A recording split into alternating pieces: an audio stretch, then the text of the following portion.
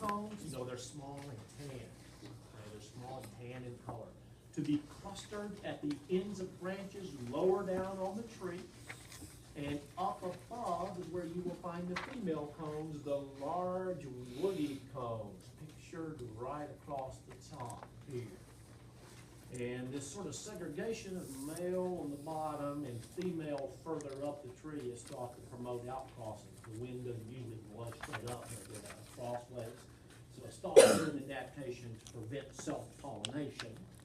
But in any event, if you look at these male cones in detail, and you take a look at them, there's the central axis of the male cone. You probably have to do this microscopically because they're fairly small. But you would see that they bear scales. Here is a scale of a male cone. It's got a little tip on it, just like the female does. But underneath, there are sacs that contain pollen grains, pollen sacs underneath the scales. These will eventually split open and release the pollen in large volume. Here is a typical sort of pollen grain right here. You can see it has these aerofoils, wings if you will, that are designed for catching air, and these are wind dispersed, of course.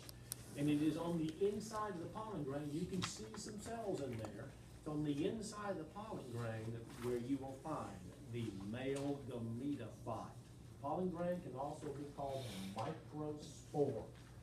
These cells that make up the male gametophyte are also known as the microgametophyte. Two of the key cells of the microgametophyte, not the only cells, but two of the key cells, of course, are the sperm themselves. There are a few other cells involved there as well. And so you have these male cones, also called a male strobilus, also called a staminate cone, also called a pollen cone. Several different terms that might apply to the male cone, the pollen-producing cone.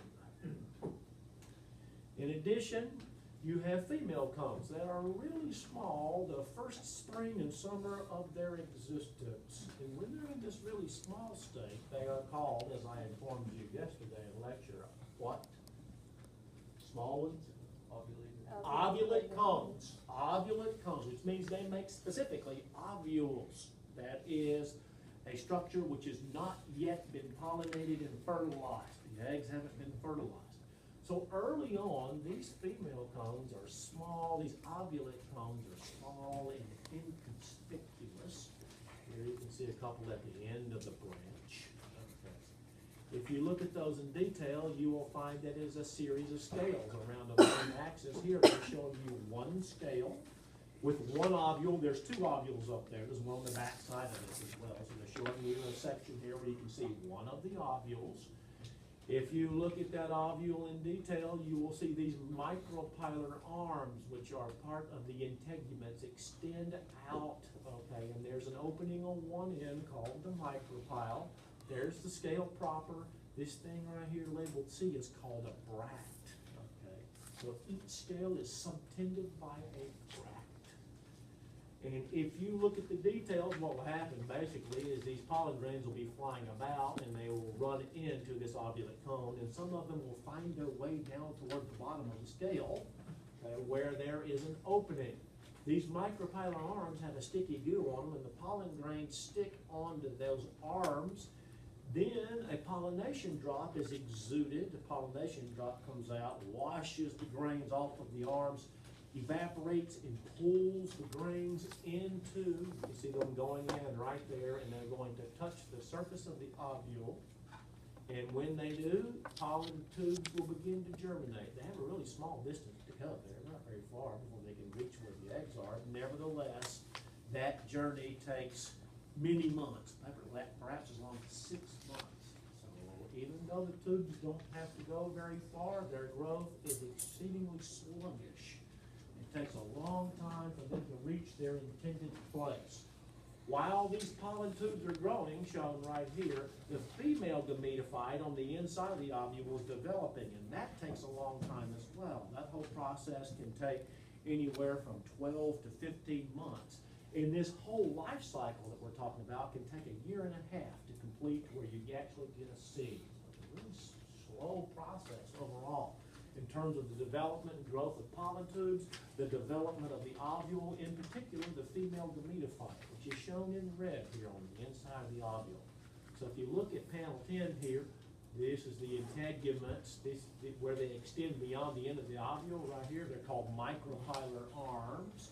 There is the micropyle. You see this layer right here, that white layer, that's called the nucellus. Both of those are diploid, if you'll remember, the integuments and the nucellus.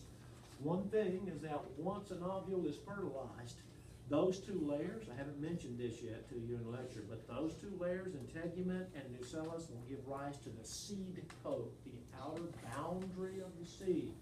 So it's an integument and nucellus that together are going to give rise to the seed coat.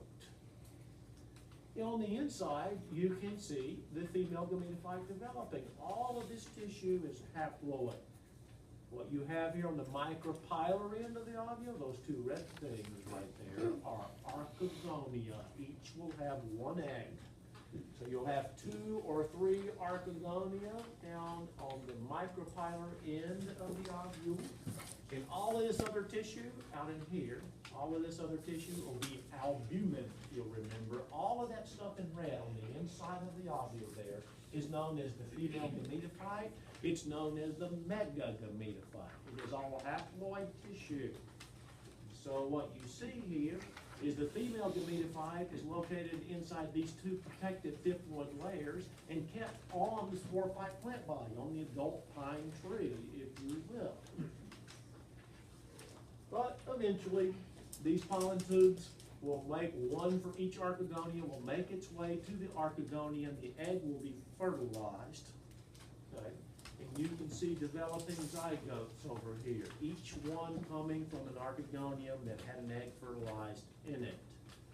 The way this is going to work, and this will be one of your most difficult things to find, is right here at D, right at the tip of these things, what you will see in today's, I don't know if I have a good picture of it or not, maybe I've thrown one in here and we'll see it.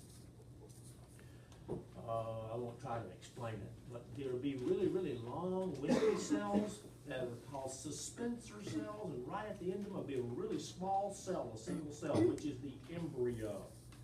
So you'll have really, really long wispy cells. I think they're calling those D in this particular graphic, and then, excuse me, E. And D are the embryo initials, which are the embryos themselves in an early stage of development. So these suspensors will elongate, and when they do, they push the embryos out into the albumin, so that's the nutritive tissue, so that they can absorb that tissue and begin their development. You will see, because there were multiple archegonia, and therefore multiple eggs, that there can be multiple embryos as well in time. Polyembryony is quite common. I say that at least early in the stages of development. Most ovules will have one embryo in the end. May start off as multiple embryos, but one usually comes to dominate the others, preempts the others, and becomes the single embryo for an ovule. So what you're seeing here is the seed itself with a single embryo on the inside. The actual pine seed here in panel 12, there's a seed there, it's got a wing on it as well. And the seed are wind dispersed, as are pollen grains. So aerofoils, wings on seed or on pollen grains, are certainly morphological and anatomical features that are adaptations for wind pollination. So here's our seed. See this layer on the outside, what would that be? Seed coat, its ploidy would be diploid. What layers gave rise to it? Integuments and the nucellus, previous, is where we can see those. Once they become the seed coat, you can't see anything. You can't distinguish between the 2 layers at top. So they sit dry and they compress, and so they're difficult to distinguish those 2 layers. You really will get integument and nucellus questions when you're looking at an ovule itself. Okay, you see germinates. There is what a pine seedling looks like. It has these little initial leaf-like structures called cotyledons. It has a hypocotyl, and it has the tip of the shoot where B is called the epicotyl. So some basic parts. This is ultimately going to be the shoot. The root end is going to be down here on this end. And that will complete the life cycle, going from seed through seedling. show you some parts. These are, if you'll tell me what they are, we can move through this quickly. What male cones, also known as staminate cones, what's their function? Produce pollen. Produce and release pollen, that is true. They are comprised of scales. Here are those scales. I think we're looking at the top here, but if you look at them, there's the tips of the scales, and you see there's a scale, a little line really is the scale.